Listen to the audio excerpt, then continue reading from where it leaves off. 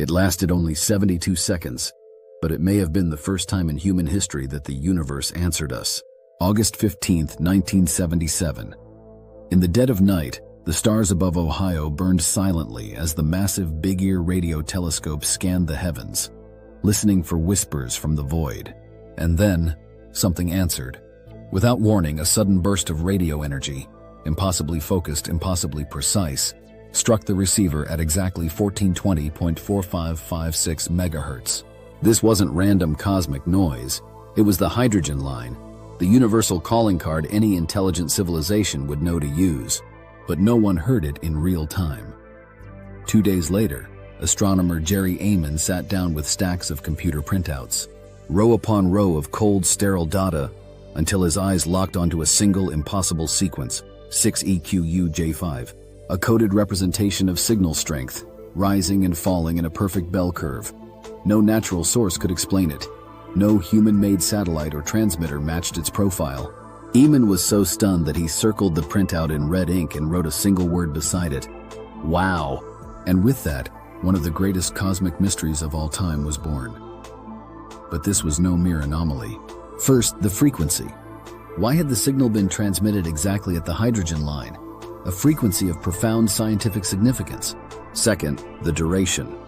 Why had it lasted precisely 72 seconds, matching the exact window in which the Big Ear could observe a single point in the sky, almost as if the sender knew Earth's limitations?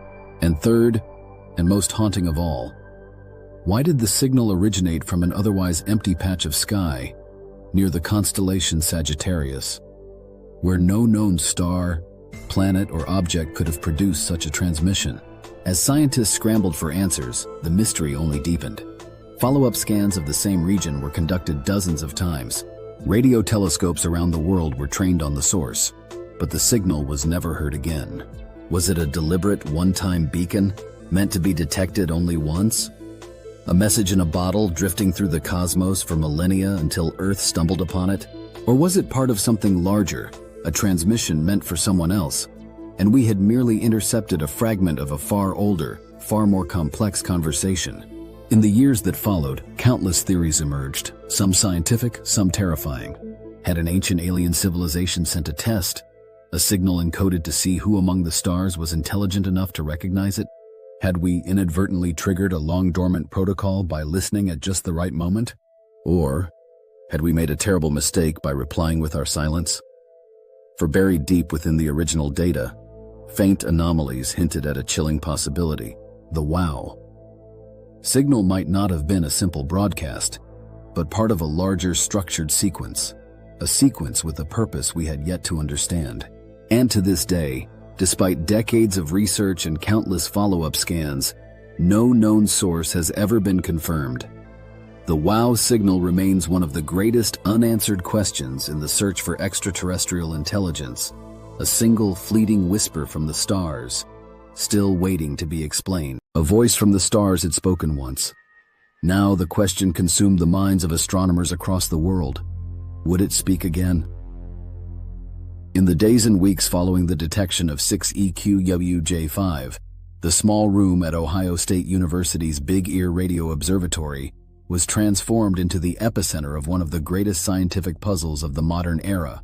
Jerry Amon, still stunned by what he'd seen, quickly alerted his colleagues. The sheer perfection of the signal, its strength, its clean rise and fall, its presence at the hydrogen line was impossible to ignore. And yet, just as perplexing was what didn't happen. In the first desperate days after the discovery, the Big Ear telescope was immediately re-aimed toward the same patch of sky in Sagittarius, hoping to hear the signal again. But the cosmos had returned to silence. No second burst came. No signal repeated. And so began one of the most intense and painstaking hunts in SETI's history. Over the following months, radio telescopes across the United States and around the world pointed their dishes toward the source coordinates. Time and time again, observers listened, sometimes for hours, sometimes for days. Each scan ended in the same maddening result: nothing. This silence triggered a storm of debate. Had the WOW signal been a deliberate one-time beacon, a cosmic hello sent by an intelligence aware that Earth might not be continuously listening? Had it been an accidental leakage from an alien civilization's own transmissions, a chance alignment never to be repeated?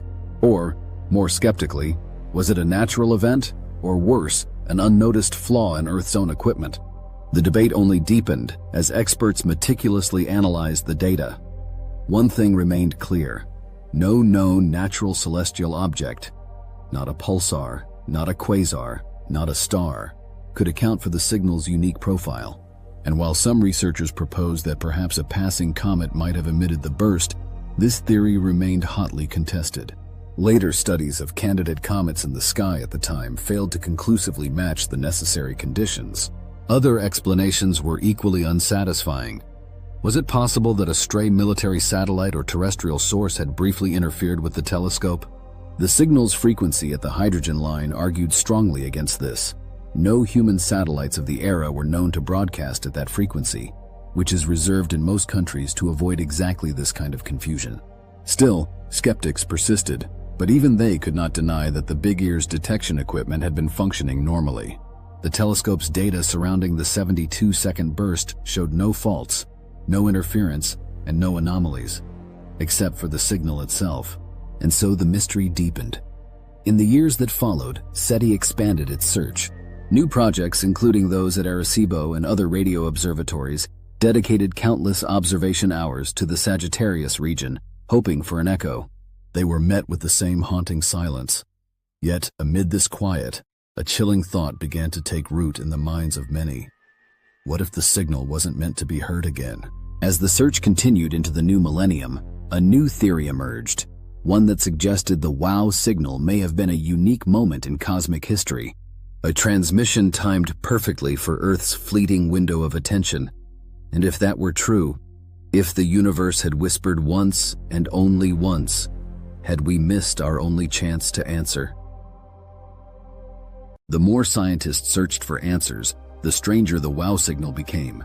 For every theory proposed, another unsettling question remained. As the years passed and the WOW signal remained stubbornly silent, the mystery began to attract a wider array of scientists, not just astronomers, but physicists, cryptographers, and even skeptics.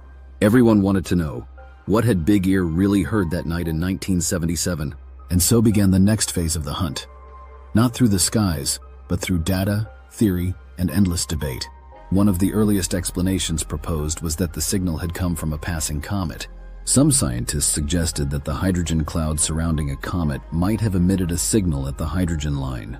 In the mid-1990s and again in the early 2000s, researchers examined orbital data of known comets that had been near Sagittarius at the time of the signal. A few candidates emerged, notably comets 266P Christensen and P2008Y2 Gibbs. But the evidence was weak.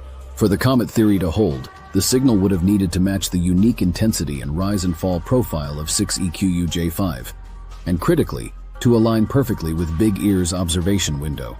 But no comet known at the time had the density or emission strength required to produce such a clean, narrow-band signal at the hydrogen frequency.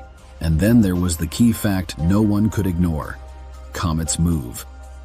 If a comet had been the source, follow-up scans would likely have picked up a shifted or repeated burst as it moved through space. Yet Big Ear's numerous follow-up scans, and those by other observatories, detected nothing. The comet theory faded, never fully dismissed, but never convincingly proven. Other natural explanations followed. Could it have been a pulsar, a quasar, a distant, powerful cosmic event? Each was considered in turn, and each fell short. Pulsars and quasars emit across broad ranges of frequencies, not the kind of sharp, narrow burst Big Ear had recorded. No known natural phenomenon perfectly fit the profile of the WOW signal, a brief, high-intensity spike at one of the most scientifically meaningful frequencies in the universe. And so attention turned earthward. Was it possible the signal had been man-made? Perhaps a stray military transmission, an overlooked satellite, or a terrestrial reflection? Again, the facts resisted the explanation. At the time, no human-made satellite transmitted at 1420 megahertz. That frequency was, and still is, protected internationally to prevent interference with radio astronomy. And the Big Ear telescope was a drift scan instrument. It remained stationary while the Earth's rotation swept the sky past it. This meant the WOW signal's perfect rise and fall profile matched the expected pattern for a celestial source moving naturally across the telescope's beam, not the random behavior of local interference. And yet, the silence endured. No second signal, no repeat burst, no clue as to who or what had sent it. For some scientists, this was deeply unsettling. If it had been an accident of nature or a simple equipment error, it should have been easy to replicate or explain. But after decades of observation and relentless scrutiny, no one had succeeded. And so the more the WOW signal was studied, the more it seemed to resist explanation, hovering on the edge of science and the unknown. By the early 2010s, many in the scientific community had reached a strange consensus. The WOW signal remains unexplained. Not dismissed, not disproven, simply unknown. And yet, in that void of certainty, a new question began to emerge, one that would drive the next phase of the search. What if the signal was never meant to repeat at all? If the WOW signal was never meant to repeat, what did that say about its purpose, or about the intelligence that might have sent it? By the late 2010s, the scientific community faced an uncomfortable truth. After more than 4 decades of searching, the WOW signal remained a stubborn enigma. It had appeared once, for exactly 72 seconds, and was never heard again. In that silence, a chilling new line of thinking began to take hold. What if the signal was not intended to repeat? What if it was a deliberate, one-time transmission, a kind of cosmic lighthouse beam sweeping across the galaxy, intended to be noticed by those who happened to be watching? If that were true, Earth's detection of 6EQUJ5 might have been a moment of pure coincidence, a fleeting alignment between our technological capabilities and a transmission that had been drifting through space for thousands or even millions of years. The implications were profound. Some theorists proposed that advanced civilizations might choose to send non-repeating, highly targeted signals for reasons both practical and philosophical. First, the energy required to maintain a constant, omnidirectional broadcast across interstellar distances would be immense, far beyond what even a Type 2 civilization might find efficient. Second, the act of sending a rare, high-significance signal could serve as a test to see which emerging species were listening. A civilization that noticed and understood such a signal would likely be one that had developed radio astronomy, curiosity, and the intellectual capacity to recognize its significance. And third, the unsettling possibility that such signals were not necessarily meant as invitations. They might be beacons, or worse, warnings. This line of thought grew stronger as SETI efforts became more sophisticated.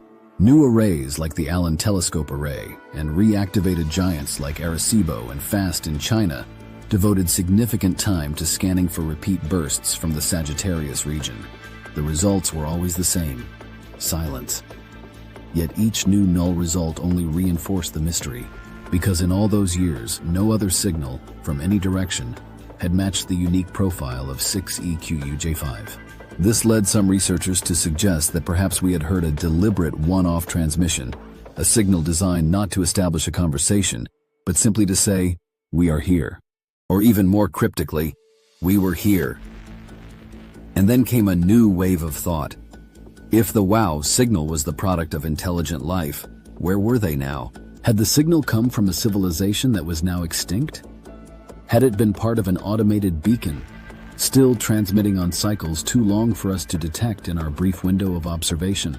Or had it been an accidental leakage, a momentary burst of energy from a technology we couldn't begin to understand? In the absence of new data, the questions grew heavier. Some scientists pushed for patience, noting that cosmic timescales dwarf human lifespans, and that it might take decades or centuries before another such signal appeared. Others feared that the opportunity had already passed. Perhaps we had caught a glimpse of something ancient, powerful, and utterly indifferent to whether we heard it again. But amidst the debates, one haunting idea remained. If the WOW signal was a beacon, and if its originators were still out there, had they noticed that Earth had heard them? And were they now watching to see what we might do next? In the absence of answers, one question began to dominate the minds of those still listening. Had anyone, or anything, noticed that we heard them? As the decades passed, the WOW signal became more than just an unsolved case in the annals of radio astronomy. It became a symbol, of the vast unknown beyond our planet, and of humanity's fragile hope that we are not alone.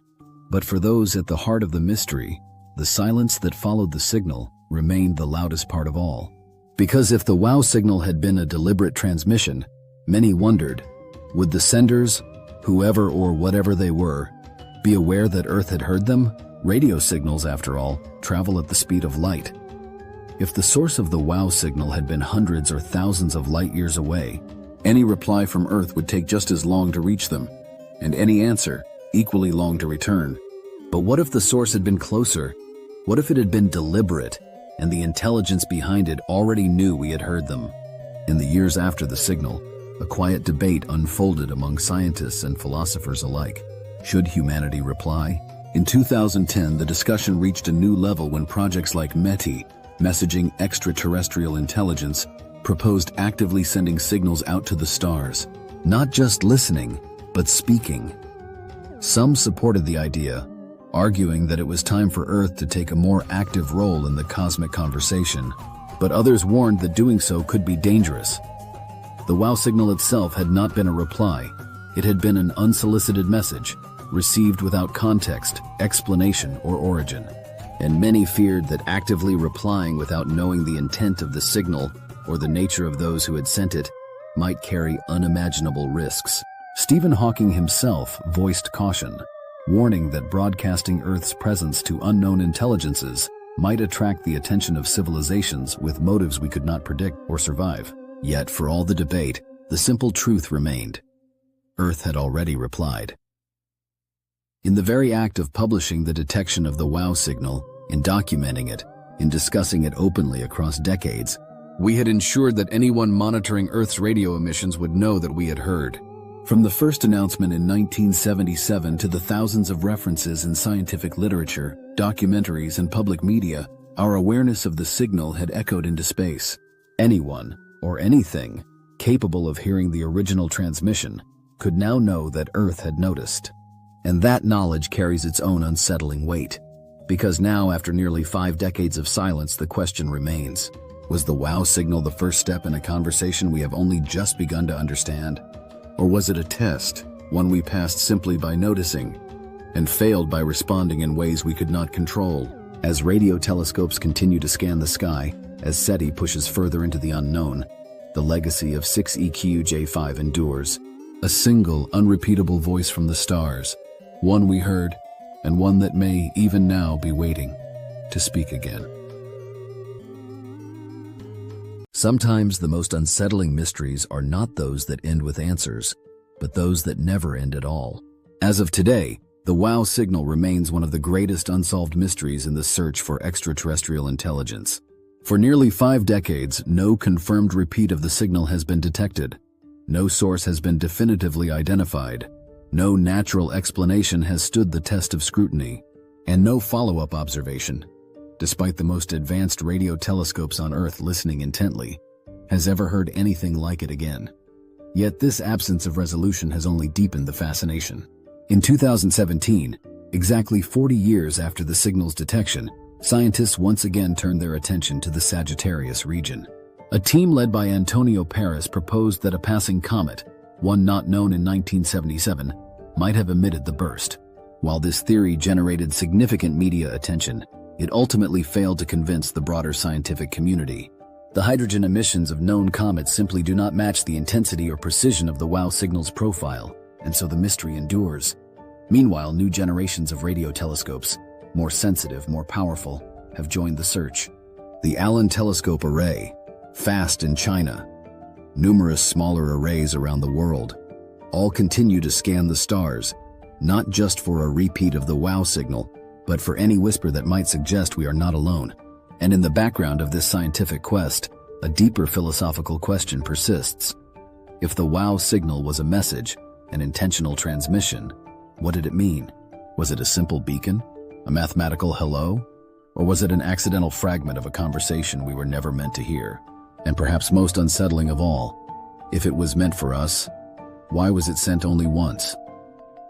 The nature of the signal itself suggests intelligence. Its frequency, precisely at the hydrogen line, was no accident. Its duration, profile, and intensity do not match any known natural source, and its perfect alignment with the window of Big Ear's observation adds to the strangeness. If this was deliberate, it was exquisitely timed. And now, decades later, humanity faces a haunting possibility: that the WOW signal was a moment of cosmic significance, one that came and went in the blink of an eye.